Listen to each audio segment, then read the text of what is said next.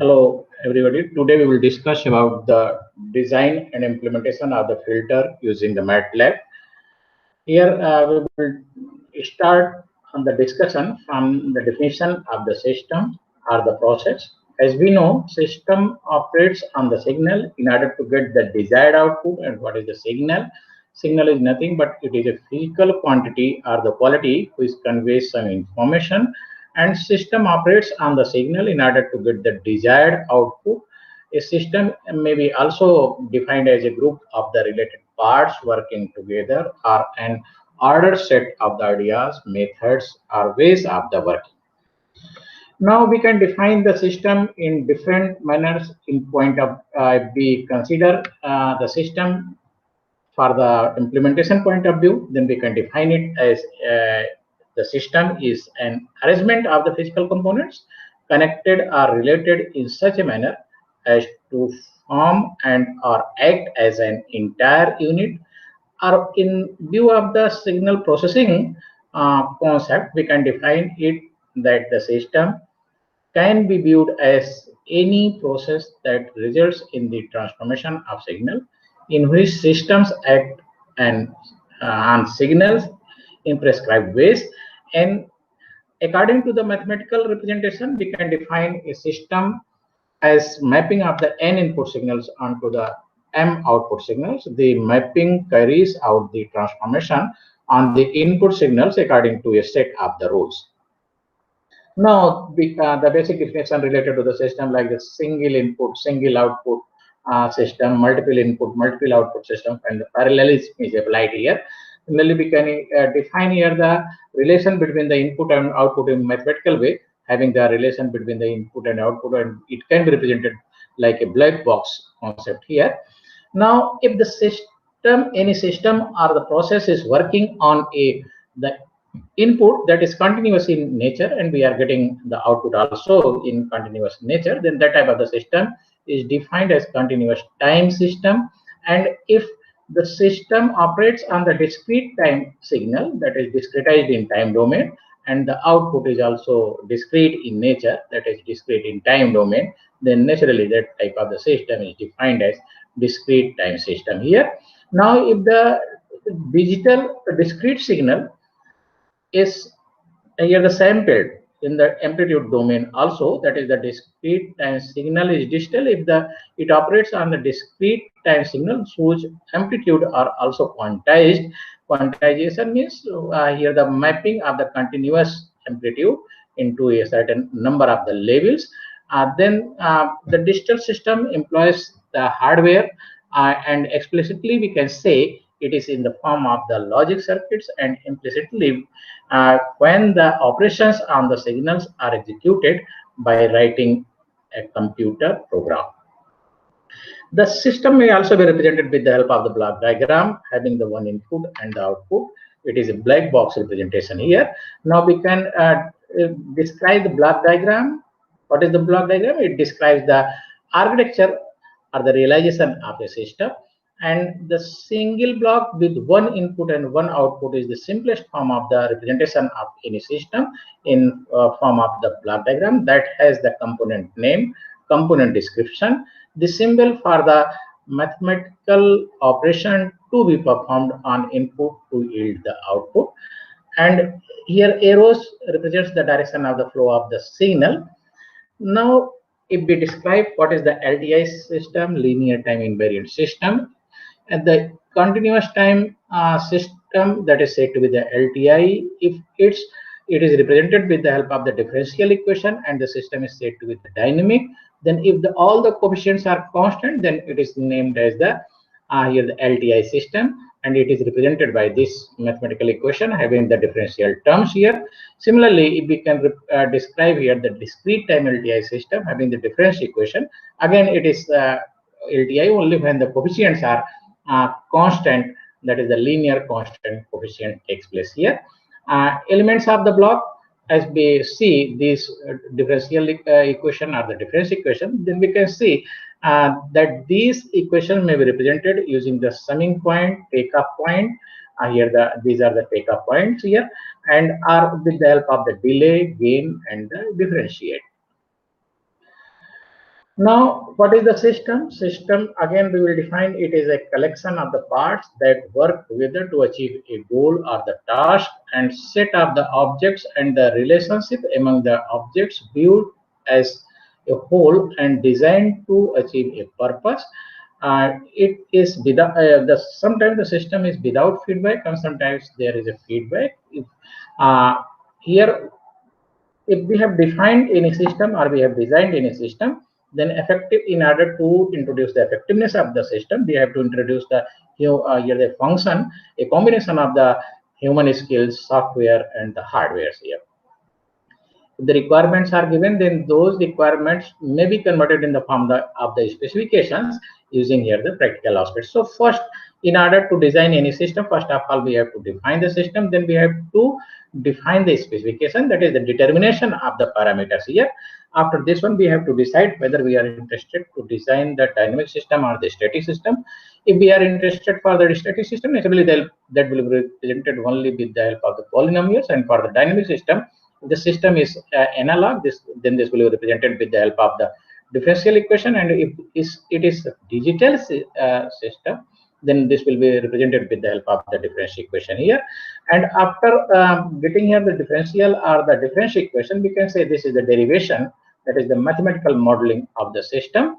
There is a need of the here the categorization of the system, whether it is the LTI system or it is the adaptive system. As we have already described, if these coefficient AKs and BKs are the linear constant coefficient, then that will be named as the LTI system. And if they are changing their values with respect to time, then that will be named as the adaptive system.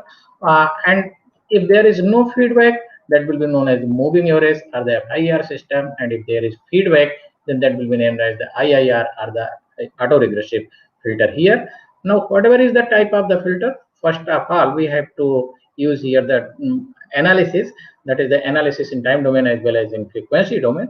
To get the analysis in the frequency domain, or to get the performance of the system in the frequency domain, we have to use the Laplace transform of the Z transform, Laplace transform for the differential equation, Z for the difference equation. Then in transforming in the frequency domain, that is the S will be replaced by j omega, Z will be replaced by e to power j omega. Then we will get here the Fourier transformation, and if the Fourier transformation is applied on the discrete time signal, it will become the discrete time Fourier transformation.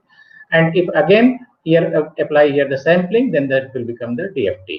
And if we utilize the rules and regulation of the symmetricity and the periodicity, then the number of the computation here reduces and it becomes the FFT here. Now it is suitable only for the here this is stationary signal, not suitable for the non-stationary signal. For the non-stationary signal, we use the short time Fourier transformation, and better way is to use the Wavelet transformation here. So after defining and analysis, next step is approximation, and in the approximation we have to select the design criteria having the different nature, that is what will be the pass band specification, stop band specification, what will be the transition band, what are the ripples allowed in the pass band or the ripples band. According to that, we can select here the different types of the design criteria, and then we will convert that algorithm in the VLSI implementable form, and after quantization, it will be downloaded to given a target with the help of the ID, that is the integrated development environment here. For the purpose of the analysis, we can use any language that is suitable for the purpose of the analysis here. MATLAB is a very interactive and computationally efficient language, and we can use this one for the purpose of the analysis here. So we have discussed here the theoretical concepts, then we have derived the mathematical model and the functional description. After that, we will describe here the realization concept, that is the architectural design. And after this, the decision of the realization or the structure, we have to decide how the coefficients will be quantized. Then we will compute here the quantized coefficient, and then we will decide that everything has to be quantized, including the input samples, output samples, result of the multiplication, result of the addition, and hence the final output. Now the different types of the quantization takes place. It depends upon the number system which is used, that is the mode, and the round mode, overflow mode, data format here. In the mode, we have to decide what is the number system. It is the floating point or the fixed point. If it is the fixed point, we have to decide what is the Q format, that is the QM.N. And for the floating point, there are the two options. One is user defined, that for that purpose we use the float. And if we are using the standard, that is IEEE 754 standard, then we have to decide whether we are using the single precision or the double precision. Single precision means 32-bit representation, and the double means 64-bit representation here. And then we have to decide the type of the truncation or the quantization here, that is the ceiling, convergent, fixed, floor, or the rounding.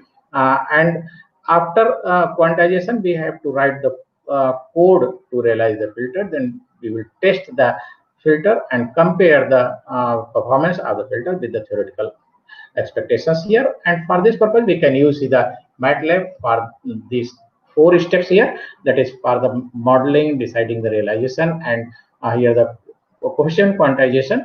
And in order to decide the here the input sample, output sample quantization, result of the multiplication, addition, and writing the code, etc. Here we can use the ID, that is the, for example, Code Composer Studio here.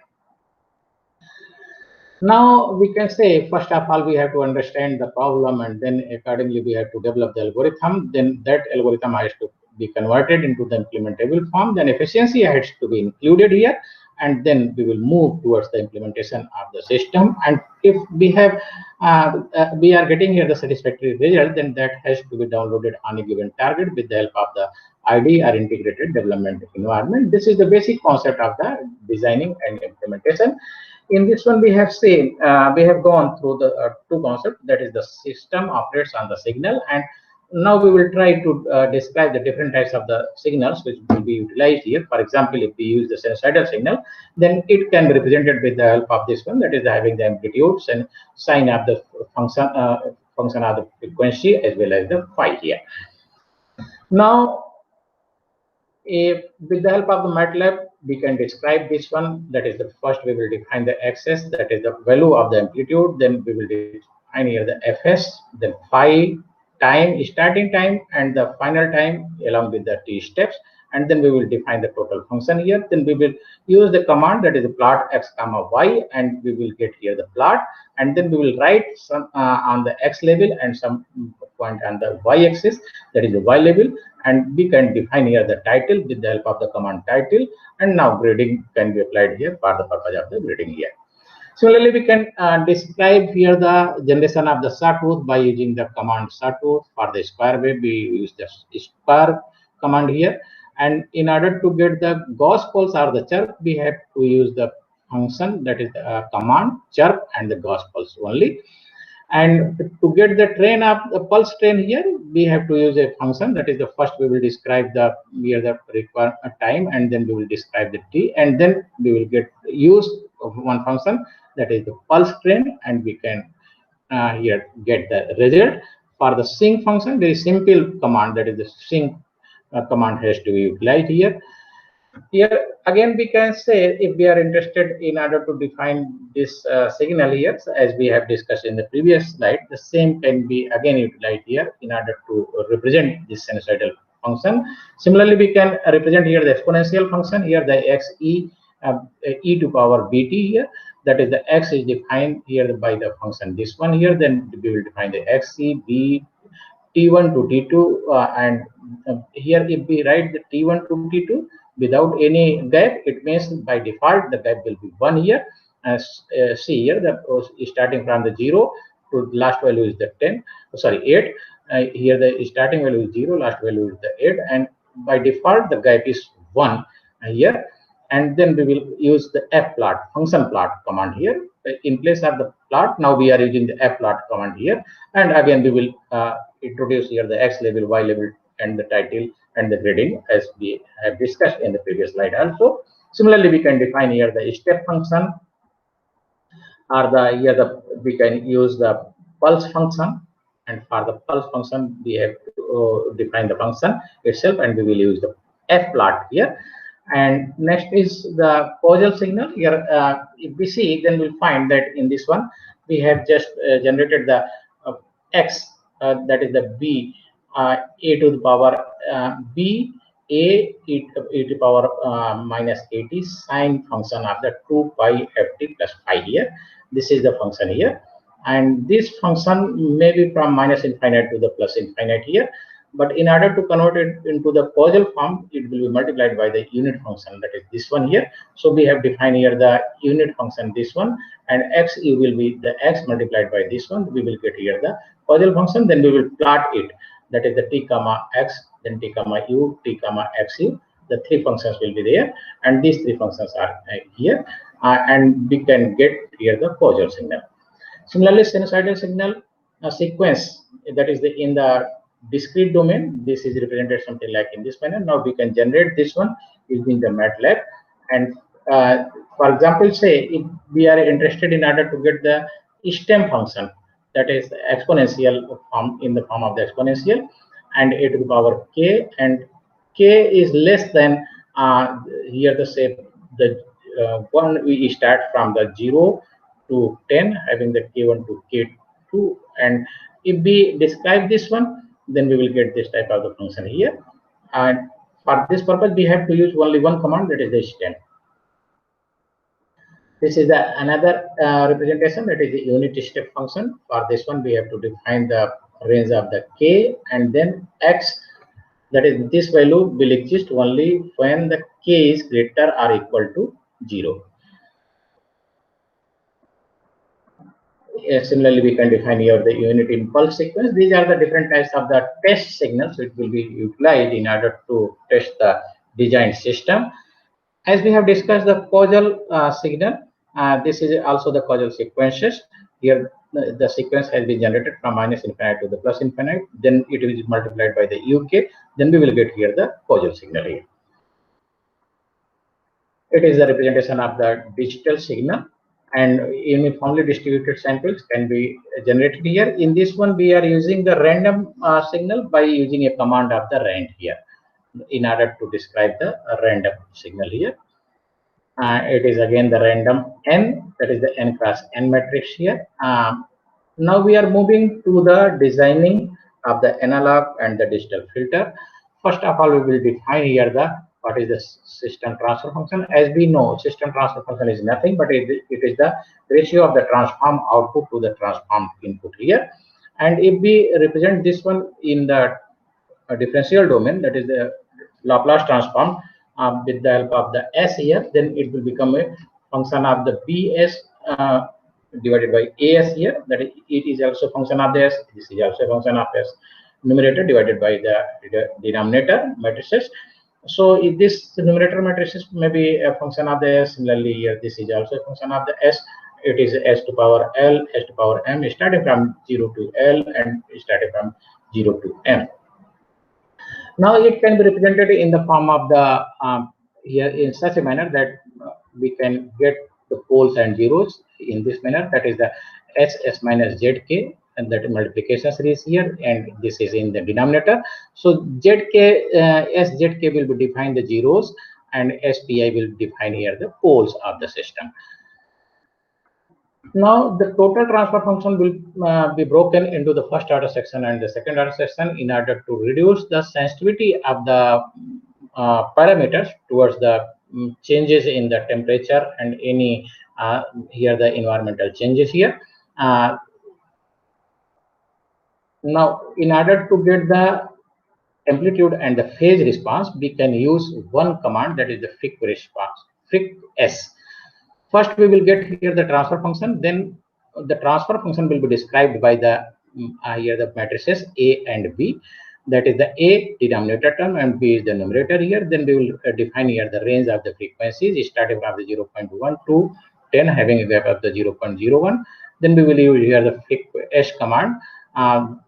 B comma A comma frequency range here, then absolute value that will describe the magnitude, angle will describe here the phase here. Subplot 2 1 1, that is the 2 cross 1, that is the 2 rows and 1 column. The first one is this one, and similarly the second one is the 2 1 2.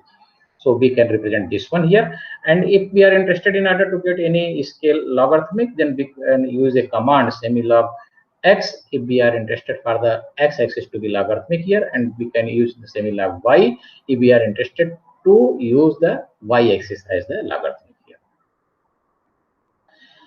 Again, we can define here the A and B, that is the numerator and denominator, and we can get here the roots of the numerator and denominator. Roots in the numerator becomes the zeros, and roots in the denominator becomes the poles. So we can get here the pole zero plot of any transfer function with the help of the transfer function, and this is the plot for the poles and zeros here. Now, during the time of the definition of a system, the Q factor plays very important role, because for the optimum cascading, we have to calculate the Q factors. That we have to use the here the different values of the Q, ascending or descending manner, in order to decide the optimum cascading here. Complex pole zero pair. Now, if we are interested for the low pass filter, then low pass filter is described by this one, that is the omega p square upon s square plus omega p by qp multiplied by s plus omega p square. Similarly, if we are interested for the high pass filter, then this will be the transfer function, and this is the corresponding graph for the high pass filter here. And if we are interested for the band pass filter, then this will be the transfer function, that is the s function of the s here in the numerator, and denominator will remain same here. This will be the corresponding band pass filter here, depending upon the different values of the Q. Similarly, for the band stop filter in the numerator, we have to use the s square plus omega p square here, and all pass transfer function.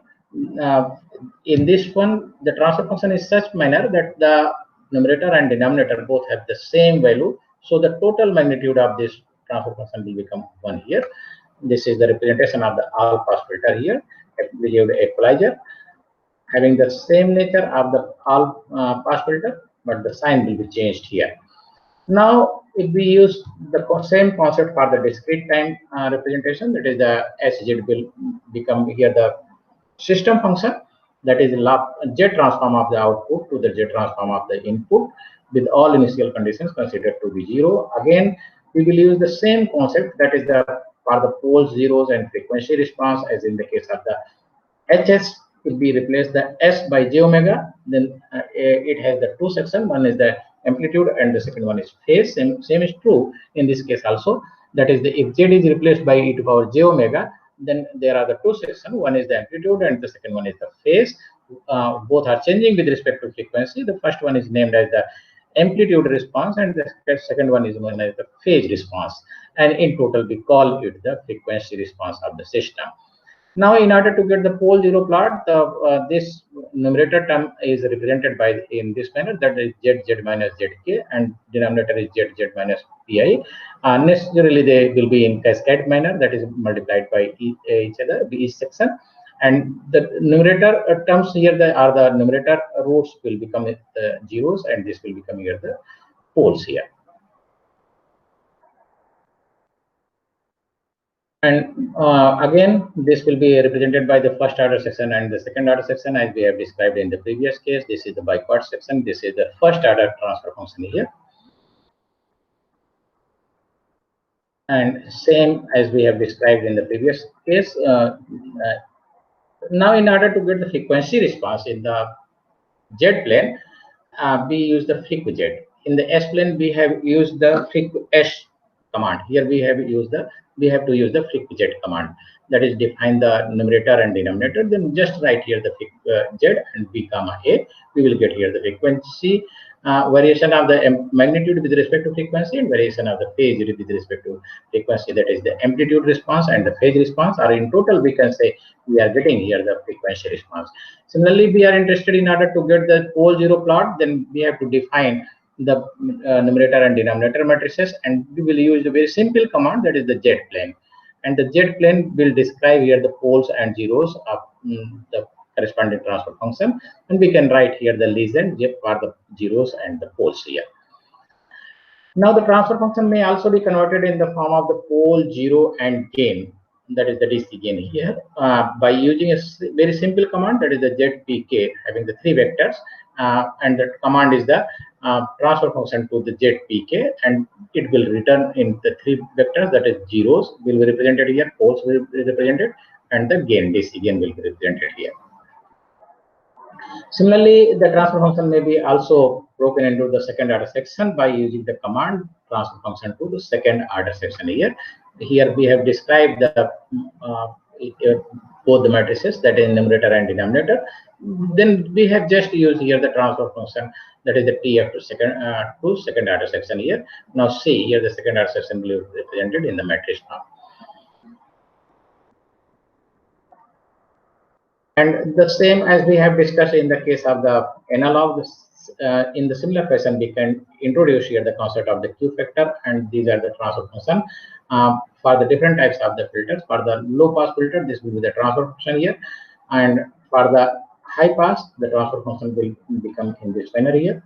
Similarly, for the band pass, band reject, all pass, and the same. Now we are coming to the designing concept of this one. So designing will start from the specification, that is the first specifications have to be determined, and in suppose that any ideal filter has to be designed, and in that case there is only one parameter, that is what will be the cutoff frequency. So from that one we have to derive the four parameters, that is pass band is frequency, stop band is frequency, attenuation in the pass band, attenuation in the stop band, and then we have to select here the approximation step. Approximation step means we have to select a transfer function depending upon what is the ripple, what are the ripples in the pass band, what are the ripples in the stop band, and what must be the transition band here.